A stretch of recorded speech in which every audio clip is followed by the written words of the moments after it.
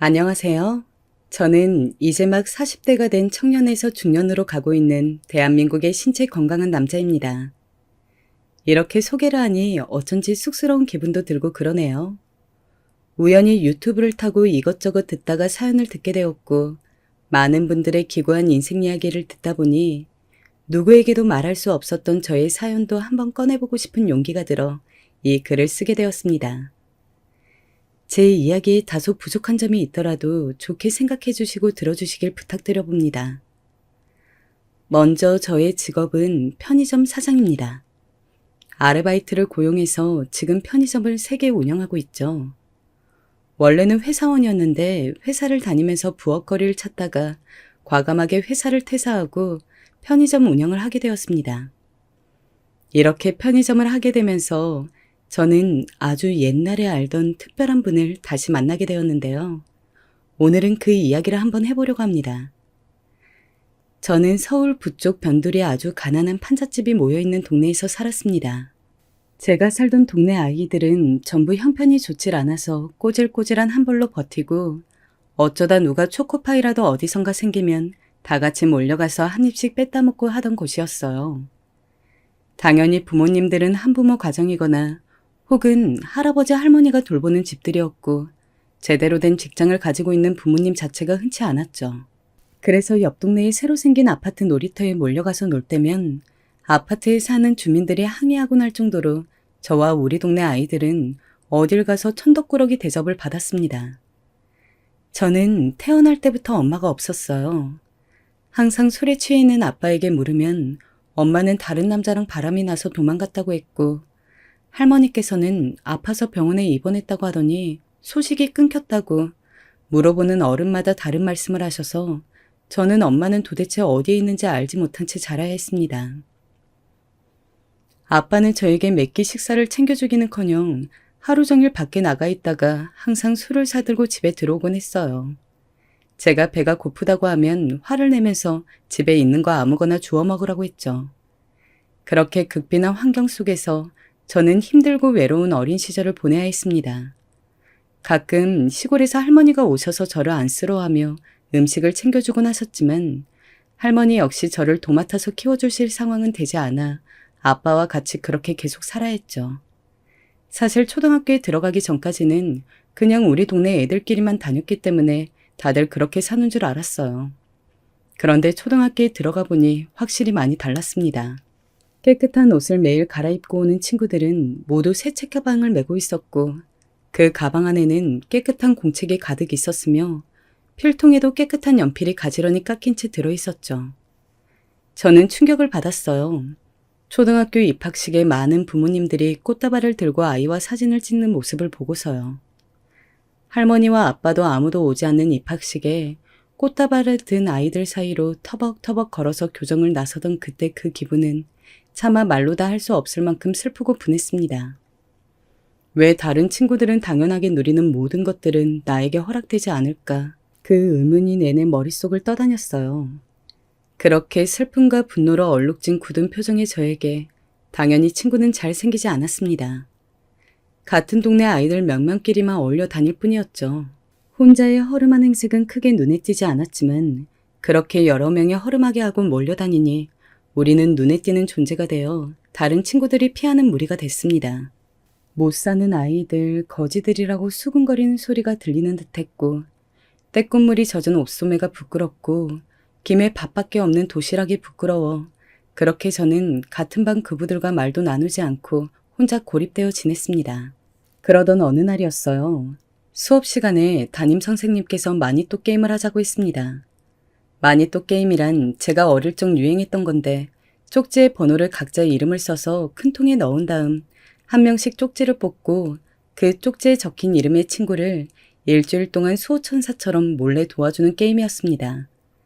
정체를 들키지 않고 몰래 하는 것이 중요했어요. 저는 누가 걸릴까 내심 궁금하면서도 돈이 없어서 간식도 사다 줄 수 없고 내가 챙겨줄 수 있는 것도 없는데 나중에 마니또가 누군지 알면 싫어할까 잔뜩 걱정을 했습니다. 제가 뽑은 쪽지의 이름은 김민찬이었어요. 하필 김민찬이라니. 저는 깊은 한숨을 쉬었습니다. 김민찬은 반에서 제일 왕자 같은 애였습니다. 항상 웃으며 모든 아이들과 친하게 지내고 매일 깨끗한 옷을 입고 멋진 가죽 책가방을 메고 다녔죠. 애들은 민찬이네 집에 가봤는데 옆동에 새로 지은 아파트 제일 큰 평수라며 다들 부러워했습니다. 선생님께서도 우리 민찬이 하면서 특별히 총애하는 애였죠. 저와는 마치 빛과 그림자 같은 대조적인 존재였습니다. 저는 뭐라도 해야지 나중에 정체를 밝혔을 때 욕을 안 먹겠다 싶어서 제가 가진 것 중 가장 깨끗한 것을 골라냈습니다. 한 번밖에 쓰지 않는 지우개와 새 공책이었어요. 그 하나뿐인 새 공책을 저는 학교 수업을 마치고 김민찬의 사물함에 몰래 넣어두고 쪽지를 썼습니다. 안녕, 좋은 하루 보내, 너의 마니또가. 라고요.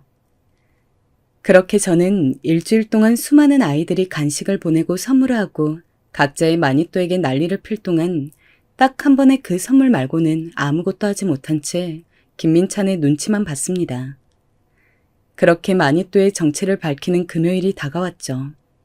저는 알 수 없는 긴장과 설렘으로 심장이 쿵쿵대는 것을 느꼈습니다. 그런데 각자의 마니또에게 다가가서 내가 너의 마니또라고 말해야 하는 그 순간 저는 민찬이를 보며 차마 입이 떨어지질 않아 아무 말도 못하고 있었는데 민찬이는 다가온 저를 보며 씩 웃는 것이 아니겠어요? 저는 순간 당황했습니다. 창피해하거나 무표정하게 고개를 돌릴 것을 상상했었는데 그날 학교를 마치고 저는 여느 때와 다름없이 터덜터덜 낡은 책가방을 들고 집으로 향하는데 재우야, 같이 가자. 누군가 다가와 저에게 어깨동무를 했습니다. 놀라서 돌아보니 바로 민찬이었어요. 제가 놀란 토끼 눈으로 쳐다보자 민찬이는 씩 웃으며 네가 준 지우개 정말 마음에 든다. 우주선 모양이야. 짱 멋져. 라며 앞으로 친하게 지내자고 했어요. 저는 얼떨결에 응이라고 대답했지만 정말 놀랐습니다. 왕자처럼 항상 친구들에게 둘러싸여 있는 녀석이 나 같은 애한테 친구하자고 다가올 줄 미처 몰랐거든요. 저는 그렇게 민찬이와 둘도 없는 친구가 됐어요. 그 녀석은 정말 잘 웃고 밝은 아이였습니다. 항상 저를 챙겨주고 뭐든 함께 하자고 했어요. 그 어떤 경우에도 저를 무시하거나 함부로 대하지 않았죠. 심지어 우리 집이 궁금하다며 우리 집에 놀러와 우리 아빠가 술 사오라는 심부름도 웃으며 하질 않나. 저와 함께 집에 굴러다니던 오래된 과자를 맛있다고 먹고 하는 특이한 녀석이었습니다. 저는 종종 민찬이 집에도 놀러 가게 됐는데 민찬이 부모님 역시 무척 좋은 분들이셨어요. 특히 민찬이 어머니는 마치 그림책에서나 나올 것 같은 예쁜 분이셨습니다. 언제나 단정하게 원피스를 입고 저희에게 간식이라며 쿠키나 직접 만드신 고구마 마탕 같은 음식을 내어주셨죠. 또 그 집에는 나비라고 고양이가 있었는데 너무 귀여워서 제가 일부러 손가락으로 장난을 치기도 했어요. 저는 동네 고양이들하고 익숙하다 보니 고양이를 좋아했고 잘 놀아줄 수 있었거든요. 고맙게도 그 집 사람들은 제가 더러운 옷을 입고 다녀도 낡은 책가방을 끌고 다녀도 심지어 머리를 감지 못하고 떡진 채로 다녀도 항상 웃으며 맞아주셨습니다. 가끔 민찬이는 작아진 옷이라고 저에게 이 옷은 집이나 동네에서 입으라고 학교에는 입지 말라고 하면서 깨끗하고 좋은 옷들을 가져오기도 하고 엄마가 같이 먹으라고 싸줬다고 도시락을 2개씩 가져오기도 했어요. 저는 모든 것들이 고맙고 또 고마웠지만 한편으로는 동정받는 건 아닌지 속상한 느낌도 들었습니다. 그래도 당장 입을 옷도 없어서 그냥 민찬이 옷도 얻어입고 도시락도 얻어먹으며 지냈던 것 같아요. 무엇보다 저는 민찬이가 항상 저에게 어깨동무하면서 씩 웃는 모습을 보는 것이 좋았습니다. 평생 함께하고 싶은 친구라고 생각했어요. 같이 하는 모든 것들이 너무 즐겁고 신났습니다. 그렇게 잘 지내고 있던 어느 날이었습니다. 결국 민찬이와 저를 절교까지 하게 한 문제의 사건이 터지게 되었죠. 그날도 민찬이네 으리으리한 궁전 같은 아파트에 저는 놀러가 있었어요. 민찬이 아버지가 새로 사주셨다는 로봇을 함께 조립하고 있었습니다. 레고로 만드는 그 로봇은 조각이 아주 작아서 저는 그 조각들을 하나하나 맞추다가 바닥에 흘려 바닥을 돌아다니며 그 파편들을 모으고 있었어요. 민찬이는 레고 몸통을 만드느라 기를 쓰고 있었고 저는 팔 부분을 만들기 위해 바닥을 쓸고 다니고 있었습니다. 민찬이 아주머니는 오늘 좋은 곳에 가시는지 멋지게 차려입고 화장을 하고 계셨습니다. 그런데 화장을 다 끝낸 아주머니가 갑자기 안절부절 못하시면서 온 집안을 돌아다니시는 거였어요. 민찬아, 너 혹시 엄마 귀걸이 못 봤니? 구슬처럼 생긴 진주 귀걸이야. 아주머니는 일본까지 가서 사온 귀한 진주 귀걸이인데 혹시 바닥에서 못 봤냐고 저에게도 자세히 귀걸이를 설명하셨어요. 그러고도 한참을 귀걸이를 찾던 아주머니는 결국 찾지 못했는지 한숨을 쉬시고 외출 준비를 하시더군요. 혹시 하얀색 어른 손톱만한 귀걸이를 보거든 챙겨달라는 말씀을 하셨습니다. 저는 그 후에도 민찬이와 한참을 레고 로봇을 만들다가 또 레고 조각을 바닥에 쏟아버려 다리는 집에 가서 만들어 오기로 하고 레고 뭉치를 들고 집으로 돌아왔어요. 그런데 집에 돌아와 술에 취해 잠이 드신 아버지를 피해 레고를 하며 놀려고 봉지를 쏟았을 때 레고 더미들 가운데서 하얗고 빛나는 구슬 같은 것이 보였습니다. 저는 너무 놀라 심장이 멈추는 것 같았어요. 그건 바로 민찬이 어머니의 진주 귀걸이였습니다. 아, 어떡하지 진짜? 저는 너무 당황한 나머지 등에서 식은땀이 흐르더군요. 레고 더미 사이에 이게 왜 들어와 있는지 귀신이 곡할 노릇이었습니다. 저는 화장대 근처에도 간 적이 없는데 말이죠. 저는 어찌할 바를 몰라서 안절부절하면서 그날 밤에 바로 민찬이네 집으로 달려가 초인종을 눌렀습니다. 그리고 멋쩍게 웃으며 민찬이에게 이게 왜 레고 더미에 있는지 모르겠다고 말했습니다. 그런데 민찬이 얼굴이 하얗게 질리는 것이었어요. 민찬이는 갑자기 뒷걸음질을 치더니 엄마를 불렀습니다. 달려온 민찬이 어머니는 제 손 안에 있는 진주 귀걸이를 보자마자 말했어요. 민찬아, 그러니까 내가 적당히 친하게 지내라고 했지. 엄마 말이 맞잖아. 엄마도 없는 천박한 애랑 놀지 말라고 귀걸이 훔친 것 같다고 했잖니. 저는 그 자리에 못 박힌 듯이 서서 아무 말도 할 수가 없었습니다. 엄마 없는 천박한 애. 항상 저를 보면서 맛있는 간식을 주시고 어쩜 그리 똘똘하냐고 칭찬해 주시던 그 아주머니는 그동안 속으로 저를 보면서 무슨 생각을 하고 있었던 걸까요? 저는 파르르 손을 떨면서 물러서서 저와 엄마를 바라보는 민찬이를 보고 간신히 입술을 달싹여 말을 했습니다. 민찬아, 오해야. 내가 훔친 그런 게 아니고 내가 실수로 가져간 것 같은데 됐어. 난 너를 친구로 생각했는데 그냥 필요한 게 있어서 말했다면 줬을 텐데 왜 그랬어? 왜 그랬어 이 자식아? 민찬이는 저를 보고 화를 내면서 현관문을 쾅 하고 닫아버리더군요. 그리고 민찬이와 저는 그렇게 절교를 하게 되었습니다. 집안 사정으로 며칠 후 민찬이가 전학을 가게 되었거든요. 저는 민찬이가 떠나는 마지막 날까지 민찬이에게 다시 한번 사과를 하고 싶었지만 상처받은 눈빛으로 저를 외면하는 민찬이의 태도에 나중에는 저도 상처를 받아서 그냥 그렇게 민찬이에게 인사도 하지 못하고 떠나보내고 말았습니다. 그 후 저는 마음속에 이름 모를 분노와 억울함을 안고 이를 악물고 살았습니다. 중학생 때부터 동네 짜장면집에서 서빙 알바를 하고 고등학교 때는 오토바이 면허를 따서 치킨 배달을 했죠. 알바비를 떼이면 개처럼 사장에게 달려들어 악착같이 아르바이트를 받아내고 술 마시는 아빠가 보기 싫어 독립을 하기 위해서 그렇게 돈을 모았습니다. 고등학교 3학년이 되자 드디어 아주 낡은 단칸방 월세 보증금이 마련되더군요. 저는 뛸 듯이 행복했습니다. 이제 비로소 지옥 같은 아빠와의 생활에서 해방됐다 싶었죠. 저는 그렇게 겨우 고등학교를 졸업하고 1년을 공부를 하기 위해서 돈을 모았습니다. 그리고 무료 인터넷 강의를 들으며 수능 준비를 했죠. 다행히 주경 야독으로 미친 듯이 공부한 효과가 있어서인지 성적은 잘 나왔습니다. 우리나라에서 이름되면 알만한 대학을 갈 수 있을 만큼이었어요. 저는 알바를 3개나 뛰고 공부를 하느라 하루에 3시간도 못 자는 날도 많았지만 무슨 정신으로 버텼는지 그 시간을 이겨내고 남들이 부러워하는 명문대생이 되었습니다. 대학교 1학년이 된 그날부터 저는 다시 과외 자리를 알아보고 과 사무실에서 일하는 등 더 많은 돈을 받을 수 있는 아르바이트를 했어요. 제가 알바를 계속 찾자 친했던 조교 형이 과외도 많이 꽂아주고 저는 돈을 벌어가면서 대학 등록금이며 생활비를 겨우겨우 메꿀 수 있었습니다. 물론 돈이 부족해서 중간에 1년 휴학을 하고 과외를 뛰면서 고깃집 알바도 했지만요. 그렇게 저의 20대는 지나가고 있었습니다. 전 경영학과를 중상위 성적으로 졸업하고 또 아르바이트를 뛰면서 취업 준비를 했습니다. 제대로 된 회사로 들어가기 전까지는 안심할 수 없었어요.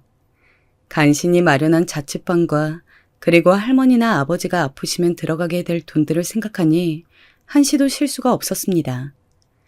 남들 다 즐긴다는 대학 생활에 꽂히라는 미팅도 못 해봤고 같은 과 친구들이 방학에 유럽 배낭여행을 다녀올 때도 저는 동네 뒷산조차 올라갈 시간이 없더군요. 그래도 아무것도 못하고 낡은 옷을 입고 거지 취급을 당하던 어린 시절을 생각하며 제 손으로 마련한 이 방 한 칸과 그리고 명문대생 타이틀이 그렇게 자랑스러울 수가 없었습니다. 적어도 이제는 그 누구도 제 이야기도 듣지 않고 저를 도둑으로 몰지는 않을 테니까요. 그렇게 독을 품고 악착같이 대학생활을 마친 후 저는 아르바이트를 뛰어서 모은 돈으로 토익 학원을 다녀 점수를 따고 회사에 입사 시험 준비를 했습니다. 내노라는 대기업이 저의 목표였습니다. 몇 번의 낙방을 거친 끝에 저는 전자제품으로 유명한 회사에 취업을 할 수 있었어요. 정말 인간 승리라고 할 만한 성과였습니다. 처음 입사를 하고 대기업 직원이 되었다는 마음에 들떠 시키는 일을 무엇이건 다 했습니다. 그렇지만 제가 아무리 상사들 비위를 잘 맞추고 시키는 일은 무엇이든 다 해도 지인의 아들이라든지 집안이 부자라든지 하는 동료 직원들의 백그라운드를 이겨낼 수가 없더군요. 재주는 곰이 부리고 돈은 사람이 번다고 하더니 온갖 힘든 일은 제 차지고 공은 제 동료가 차지하더군요. 제 상사와 아버지가 절친한 친구라는 이유에서였습니다. 저는 회사 생활을 하며 열심히만 하면 성과를 보이면 인정받을 수 있겠지라고 생각했던 제 마음이 너무 순진했다는 것을 깨달았어요. 제 평생의 콤플렉스였던 불우한 가정 환경이 커서 어엿한 사회인이 된 지금까지도 영향을 준다는 것이 슬펐습니다. 같은 회사를 다닌다고 다 같은 직원이 아니었어요. 그만큼 끼리끼리 세상이 존재하더군요. 어쩌면 민찬이와 제가 그토록 마음을 나누고 친해질 수 있었던 것은 기적에 가까운 일이었구나라고 저는 뒤늦게 생각했고 가끔 잘 지내고 있을까 궁금했습니다. 나를 결국 도둑으로 몰았지만 그래도 저에게 참 잘해준 친구여서 한 번씩 생각이 났어요. 그 후로 살면서 민찬이만큼 제 마음에 들어온 친구는 없었거든요. 아이러브 스쿨이다 뭐다 해서 옛날 초등 동창을 찾는 커뮤니티가 유행할 때도 저는 민찬이를 찾으려고 했지만 중간에 전학을 갔기 때문에 졸업 명부에도 남아있지 않고 소식을 알 수 있는 길이 없었습니다. 저는 입사한 지 10년이 되던 해 희망퇴직을 신청했어요. 처음엔 목표라던 대기업 임원은 영 방법이 없어 보였고 저는 학연은 있었지만 혈연이나 지연이 너무 없었기 때문에 도저히 이 회사에서 내가 바라는 것을 이룰 수 없겠구나 하는 생각이 들었습니다. 그리고 관심은 1인 기업이나 N잡으로 옮겨갔어요. 어차피 회사라는 조직에서 큰 명예를 얻을 수 없다면 차라리 내가 오너가 되어 내 사업을 해보고 싶다는 생각이 들었습니다. 다행히 같은 회사를 다니면서 사귀고 있던 당시 여자친구는 이런 제 생각에 동의해 주었습니다. 그리 유복하진 않지만 가난하지도 않게 자란 여자친구는 고맙게도 저의 생활력을 보고 저를 믿고 결혼을 약속해 주었습니다. 그렇게 저는 여자친구의 집에 반대를 무릅쓰고 겨우 30대 중반의 나이에 결혼을 할 수 있었어요. 결혼을 하고 난 후 저는 편의점을 차리기로 결심하고 정보를 모았습니다. 편의점 브랜드는 어떤 것이 나은지, 가맹점주가 되면 어떤 점을 중점에 두어야 하는지, 아르바이트를 모집하고 물건을 받는 모든 일들에 대해서 새롭게 공부를 시작했어요. 다행히 회사를 퇴직하면서 제법 많은 돈을 받았기 때문에 편의점을 잘 오픈할 수 있었습니다. 대규모 주공 아파트 단지 내에 있고 근처에 슈퍼가 멀리 있었기 때문에 편의점이지만 슈퍼의 역할도 할 수 있는 조금 큰 규모의 가게를 야심차게 차렸습니다. 그리고 인건비가 비싼 심야 시간에 제가 관리를 했어요. 아내는 몸 상한다며 말렸지만 저는 그렇게 해서 인건비를 줄이고 빠르게 자리를 잡아야 한다는 생각이었습니다. 그렇게 결혼을 하고 3년 동안은 처음 차린 편의점이 자리 잡는 데 전념했어요. 어느덧 제 나이는 40을 바라보고 있었기 때문에 빨리 안정된 기반을 만들어야 한다는 압박감이 있었습니다. 좋은 회사를 그만둔 만큼 성과를 보여야 한다는 생각도 있었죠. 아내는 편의점이 겨우 자리를 잡아갈 쯤 임신을 했습니다. 저는 첫 아이라 설레고 기대가 되기도 했지만 아내가 일을 쉬어야 하니 더 열심히 내가 일해야 한다는 압박도 생기더군요.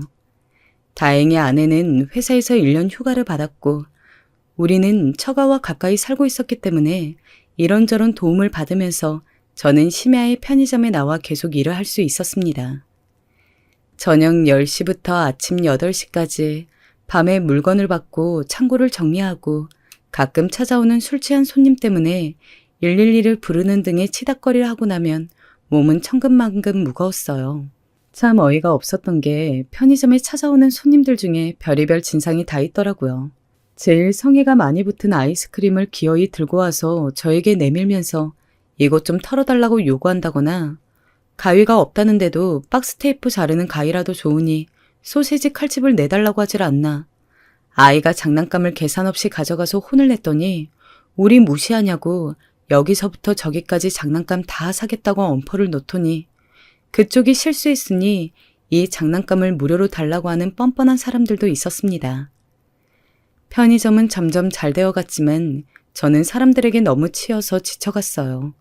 그런데 언제부터인가 제가 물류를 정리하는 새벽 시간 박스를 나중에 정리하려고 가게 밖에 쌓아뒀는데 그 박스가 자꾸 없어지는 것이었습니다. 아무래도 동네에 폐지 줍는 분 중 누군가가 주기적으로 박스를 가져가는 듯 했어요. 저는 그냥 내버려둘까 하다가 그래도 누가 계속 가져가는지는 알아야 할 것 같아 어느 날은 박스를 가게 밖에 내놓고 지켜봤습니다. 아니나 다를까 어떤 삐쩍 마른 할머니 한 분이 수레를 끌고 오시더니 박스들을 수레에 담기 시작하는 겁니다. 저는 앞으로 나서서 말을 걸었어요. 저기 할머니, 이것 박스 언제부터 가져가신 거예요? 제 목소리에 그 할머니는 고개를 들어 저를 바라보더군요. 아, 사장님이세요? 저는 순간 어디선가 본 얼굴인데 하고 생각했지만 떠오르질 않더라고요. 혹시 예전에 판잣집에 살던 때 알던 분인가? 기억을 아무리 더듬어봐도 생각이 날 듯하면서 나질 않더군요. 분명 젊었을 적에 예쁘다는 소리를 꽤 들었을 법한 인상이었는데 형편이 많이 안 좋은지 삐쩍 말라서 낡아서 해진 옷을 걸치고 있었습니다. 나이는 70대가 넘어 보였어요. 저는 계속 기억을 더듬으면서 말했습니다. 앞으로 박스 더 많이 챙겨놓을 테니 필요하시면 가져가셔도 된다고요. 할머니는 저에게 고맙다고 하면서 인사를 꾸벅 하시더군요. 젊었을 적에 힘들게 살던 분 같지는 않은데 어쩌다가 폐지를 줍는 신세가 되었는지 어릴 적 판잣집에 살던 때가 떠오르면서 안쓰럽기도 하고 이상하게 마음이 쓰였습니다. 그 후로 저는 할머니가 오시는 시간을 기다렸다가 남은 삼각김밥을 드리기도 하고 날이 추운 날에는 가끔 들어오셔서 쉬고 가시라고 하기도 했습니다. 주로 아침 일찍 오시기 때문에 제가 퇴근하기 직전이라 편의점에 손님이 많을 시간이 아니었거든요. 그렇게 박스를 주우러 오시면서 저와 할머니는 조금씩 친해져 자기 이야기를 하게 되었죠. 할머니는 어느 추운 겨울날에 제가 드린 유자차를 마시면서 마침 목이 칼칼했는데 고맙다고 내가 예전에는 유자차를 좋아해서 집에서 직접 담그기도 하고 그랬었는데 라고 말끝을 흐리시더군요. 저는 안 그래도 궁금했는데 어쩌다가 폐지를 줍게 되셨냐고 입고 계신 옷은 낡아 보이지만 좋은 것 같은데 라고 하니 할머니께서는 자신이 살아온 이야기를 들려주셨습니다. 자신은 원래 부잣집 딸로 태어나 미대를 나오고 큰 고생 없이 사업을 하는 남편을 만나서 유복하게 살아왔다고 했습니다. 한때는 동네에서 제일 좋은 새로 지은 아파트 60평에 살았던 시절도 있었다고 하시더군요. 할머니 슬아이는 아들이 한 명 있었는데 자식이 하나뿐이고 형편이 좋았던지라 아들을 왕자처럼 챙기며 살았다고 합니다. 그때는 세상에서 우리 집이 제일 잘 살고 잘난 줄 알았다고, 늙어서 폐지를 줍는 신세가 될 줄 몰랐다고 말이죠. 그러다가 남편의 사업이 확장을 하게 되어서 지방 대도시로 이사를 가게 되었는데 남편에게 동업을 하자며 접근했던 친구가 사기를 쳤다고 합니다. 외국에 소위 말하는 페이퍼 컴퍼니를 만들어서 남편의 돈을 거기로 다 빼돌리고 사업이 잘 되고 있는 것처럼 속이면서 계속 사업을 하는 양 행세를 했던 것이죠. 남편은 고등학교 동창이었던 그 친구만 믿고 그 친구 말대로 하다가 나중에서야 모든 것이 사기고 사돈 어음 같은 게 다 종이 조각이 되었다는 것을 알았대요. 그래서 그 길로 충격을 받고 쓰러지는 바람에 몸의 왼쪽이 다 굳어버려 반신불수가 되셨답니다. 그래서 남편이 쓰러짐과 동시에 이사간 60평의 집은 빨간 딱지가 붙고 밀려드는 빚쟁이를 피해서 아들과 할머니는 야반도주를 했어야 했대요. 그런 일들을 겪으면서 그 집에 놔두고 데리고 오지 못한 나비라는 아기 고양이가 생각나서 아직도 가슴이 시리다고 할머니는 손수건으로 눈물을 닦으셨습니다. 저는 순간 귀가 번쩍 뜨이는 것 같았습니다. 나비? 그런 이름의 고양이를 알았던 것 같았어요. 누구였지? 누구네 고양이였지? 동네 다니던 도둑 고양이는 아니었는데. 나비... 아, 민찬이네 고양이다. 저는 드디어 그 할머니를 어디서 봤는지 기억했습니다. 놀랍게도 마치 성에 사는 왕비처럼 항상 화려하고 부티가 났던 그 민찬이 엄마였어요. 저에게 평생 잊지 못할 상처를 주고 평생을 독하다 소리 들으며 살게 했던 저를 도둑 취급했던 그분이요. 저는 순간 열이 확 올라오는 것을 느꼈습니다. 그리고 세상에 진짜 인과응보라는 것이 있구나 하는 생각도 들었어요. 제가 가난하고 힘들 때 저보고 천박하다고 막말을 하고 도둑이라고 단정지었던 그분이 지금은 사장이 된 제 가게에 폐지를 얻으러 오시니까요. 저는 제 정체를 밝히고 쫓아내버릴까 하는 마음을 잠깐 품었다가 민찬이 소식도 궁금하고 해서 계속 그분의 말씀을 들으며 넌지시 물었습니다. 그런데 그럼 아드님은 요즘 어떻게 지내세요? 엄마가 이렇게 고생하는데 안 도와주시나요? 그 말에 할머니, 그러니까 민찬이 아주머니는 갑자기 눈물을 뚝뚝 흘리면서 말씀하시는 것이었어요. 우리 아들 죽었어. 교통사고로 18살 때. 그리고는 아무 말씀도 안 하시고 계속 울기만 하는 것이었어요. 그 후 드문드문 하는 말씀을 들어보니 저의 절친이었던 민찬이 그 녀석은 제가 아르바이트를 뛰며 치킨 배달을 하고 있을 때 저와 같은 처지로 아르바이트를 하며 고등학교 생활을 했다고 합니다. 타고난 나청적이고 씩씩한 성격 탓에 비록 집이 그렇게 되었어도 굴하지 않고 아르바이트를 구하고 엄마를 위로하면서 잘 지냈고 학교에서 인기도 많았다고 해요. 단칸방에 이사가서도 민찬이는 전혀 힘든 내색을 않고 치킨집에 배달 아르바이트를 구했다며 오토바이 면허를 따고 말리는 엄마 말도 듣지 않고 생활 전선에 나섰다고 합니다. 대학도 돈 벌어서 나중에 가고 일단은 집이라도 좀 괜찮은 곳으로 옮길 돈을 마련하겠다고 그렇게 무진 고생을 했대요. 그때까지만 해도 부잣집 사모님에서 한순간 가난뱅이가 된 처지를 받아들일 수 없었던 자신은 집에서 항상 넋을 놓고 있을 뿐이었는데 아들은 그런 엄마 대신 돈을 벌러 갔던 것이었죠. 그런데 오토바이 면허를 따고 1년 정도 지났던 어느 날 횡단보도에서 큰 사고가 났대요. 반대쪽에서 신호를 무시하고 오는 차를 보지 못한 민찬이는 큰 지프차와 실수로 부딪히면서 그렇게 대학생도 되어보지 못하고 하늘의 별이 되었다고 합니다. 저는 그날 밤 가게를 다른 아르바이트생에게 맡기고 민찬이 생각을 하면서 술을 마셨습니다. 나에게 항상 웃어주던 모두의 왕자님 같은 그 녀석이 그렇게 허망하게 고생을 하다가 세상을 떠났다는 것이 믿어지지가 않았습니다. 그리고 나를 끝내 도둑으로 생각했든 안 했든 그 녀석이 좋은 곳에서 편히 쉬기를 빌고 또 빌었습니다. 사람의 인생이 이렇게 허무할 줄이야. 정말 여러 생각이 들고 마음이 찢어질 듯 아프더군요. 그 후 저는 민찬이 어머니가 오시는 시간에 나가서 말동무도 해드리고 또 다 쓰러져가는 어머니 집에 가서 슬레이트 지붕도 고쳐드리면서 살갑게 지냈습니다. 민찬이 어머니는 항상 저에게 사장님, 사장님이라고 부르며 정말 고맙다고 우리 아들이 살아있다면 딱 사장님 또래인데 하고 말끝을 흐리며 슬픈 눈빛을 하곤 했죠. 그러던 어느 날이었습니다. 편의점에 가끔 물건을 훔치려고 오는 청소년들이 있었는데 그날 민찬이 어머니와 여느 때처럼 커피를 한 잔 마시며 잠시 수다를 떨던 중이었습니다. 어떤 10대 소녀가 머뭇대면서 한참을 주류를 파는 냉장고 근처에 서성대고 있었어요. 저는 편의점을 차린 오랜 경험으로 술을 훔치려 한다는 생각이 들었습니다. 그래서 다른 과자를 들고 계산대로 온 그 소녀에게 주머니를 뒤집어 보라고 했죠. 그런데 옆에서 앉아 쉬고 계시던 민찬이 어머니께서 저를 말리시는 거였어요. 사장님, 딱 봐도 물건 훔칠 아이 같지 않아 보이는데 왜 그러세요? 사람 그렇게 함부로 의심하다가 죄받아요?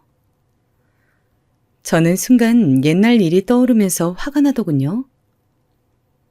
아니, 그렇게 사람 잘 보시는 분이 저한테는 왜 그러신 겁니까?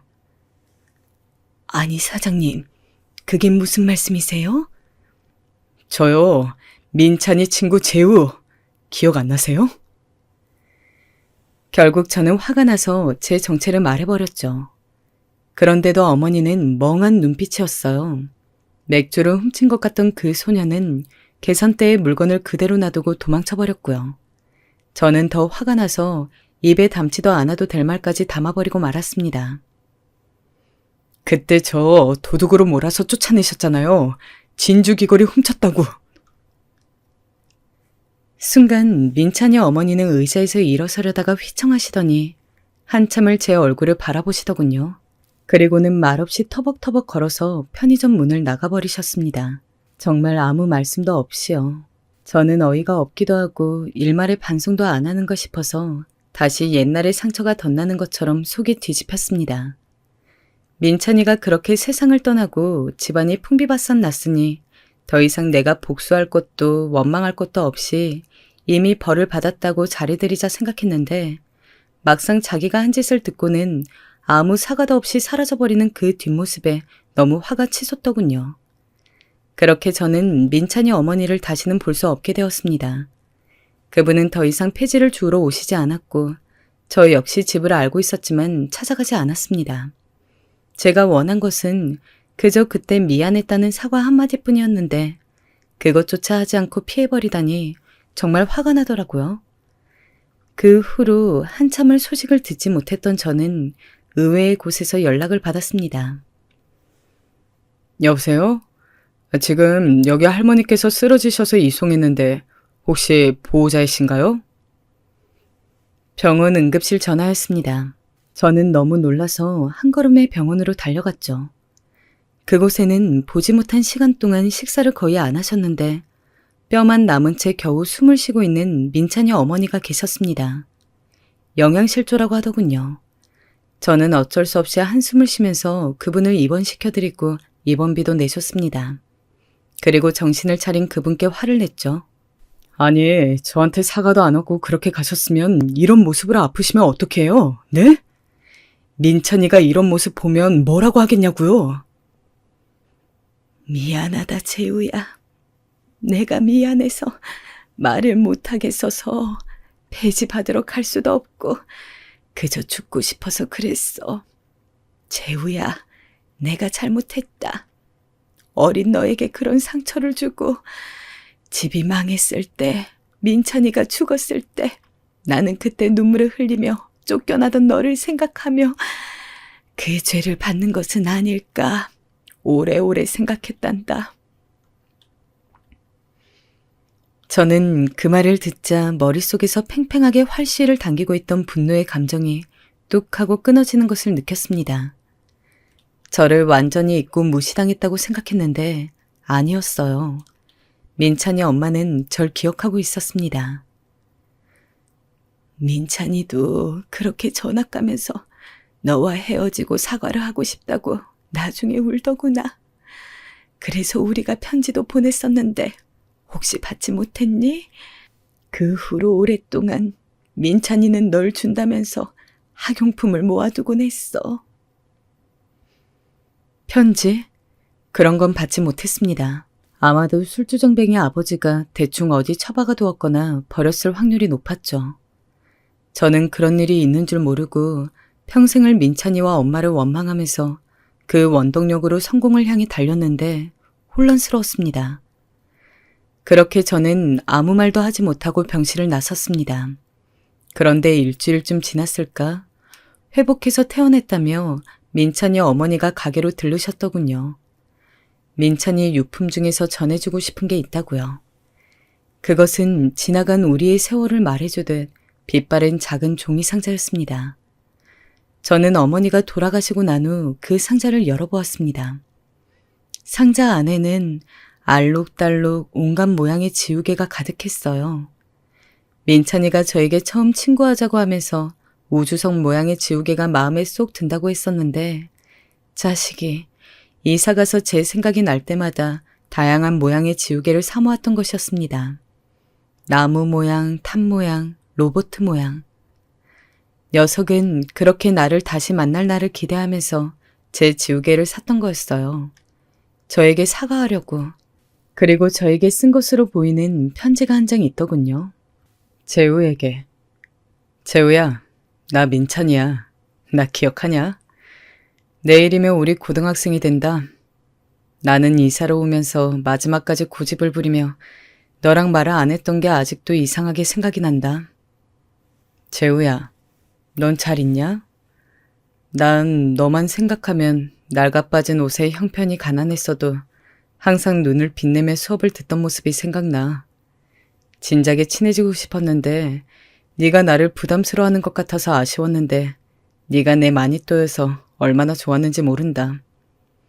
항상 너는 날 부러워하는 것 같았지만 사실 나는 네가 부러웠어. 너는 항상 꿋꿋하고 어떤 일에도 흔들리지 않고 네가 해야 할 일들을 잘 해내곤 했잖아. 같이 레고 조립을 해도 항상 완성은 너의 몫이었지. 내가 이제 가난한 처지가 되고 보니 더더욱 네가 어떻게 그렇게 강철 멘탈로 살 수 있었는지 존경스럽다. 친구야, 나는 목표를 하나 세웠어. 내가 멋지게 이 고난을 견디고 대학생이 되는 그날 너를 만나러 이 지우개들을 들고 가겠다고. 너는 나를 못 알아볼 수도 있고 일단 지우개가 뭐냐고 할 수도 있지만 그리고 이제와 사과가 무슨 소용이냐고 할지도 모르지만 그래도 꼭 찾아가서 가서 멋있게 사과하겠다고 말이야. 그리고 가능하다면 다시 나랑 친구하자고. 이번엔 내가 너의 마니또가 되어주노라고. 네가 화낼 만한 나 부끄러운 멘트도 준비해놨다. 그러니까 부디 그날까지 내 친구 재우야. 수능 준비 잘하고 공부 열심히 하고 건강하게 잘 지내고 있어. 우리의 빛나는 대학생활 20대를 함께 보내자. 아자아자 파이팅. PS. 엄마도 가끔 네 이야기를 해. 아무래도 미안하신 거겠지? 네가 그냥 한번 봐주라 임마. 편지 답장도 안 하고 말이야. 많이 빡쳤냐? 지우개들을 하나하나 손가락으로 쓸어내리며 얼마나 울었는지 모르겠습니다. 민찬아, 이 자식아, 왜 그렇게 죽어버렸어? 네가 네 손으로 이걸 전해주러 왔어야지, 이 자식아. 너무 가슴이 아팠습니다. 내 가장 친한 친구 민찬이. 그 녀석은 정말 착하고 좋은 녀석이었어요. 그때 순간 오해를 했더라도 제가 더 적극적으로 사과하고 다시 이야기를 했다면 이사 가서도 연락을 주고받았다면 얼마나 좋았을까요? 민찬아. 다음 날 어머니의 집으로 찾아갔습니다. 그리고 민찬이가 준 선물값이라며 100만 원을 드렸습니다. 어머니는 안 받는다고 손사래를 치셨지만 저는 공짜로 드리는 게 아니고 편의점에 소일거리 할 아르바이트 자리를 드릴 테니 하루에 3시간 정도 제 일을 도와주시라고 했어요. 민찬이의 가장 친했던 친구로서 친구 어머니 챙겨드리는 것이니 부담 가지실 거 없다고 말씀드렸습니다. 저를 아들 대신으로 생각하시고 앞으로 제가 여력 닿는 데까지 어머니를 챙겨드리겠다고요. 그리고 마지막으로 한마디를 덧붙였죠. 민찬이 어머니의 그 말 한마디가 지금까지 저를 살아오게 한 원동력이 되었어요. 한때 많이 원망했고 억울했지만 전 누구에게도 그런 소리 듣지 않으려고 악착같이 대학 가고 대기업 다녀서 결국 사장님이 되었습니다. 포기하고 싶은 순간 언제나 그 말을 되새기면서 다시 일어났어요. 제 현실을 일찍 깨우쳐 주셔서 감사합니다. 그리고 민찬이 같은 좋은 녀석을 낳아주셔서 감사합니다. 그렇게 저는 한 번씩 민찬이 어머니를 챙겨드리면서 그렇게 편의점 사장으로 한 여자의 남편으로 아이의 아빠로 잘 살아가고 있습니다. 여러분, 저에게 일어난 이야기 어떠셨나요? 저는 이렇게 털어놓으니 한결 홀가분하고 좋습니다. 모쪼록 여러분도 마음속에 담아둔 이야기 쌓아두지 마시고 저처럼 한 번씩 털어놓으시면서 지금 현실이 힘들더라도 희망을 가지고 열심히 길을 찾으시길 바랍니다. 혹시 여러분은 업신여기거나 함부로 여기는 말이 있다면 저처럼 그 말을 삶의 원동력으로 삼아보면 어떨까요? 그럼 오늘도 편안한 하루 보내세요.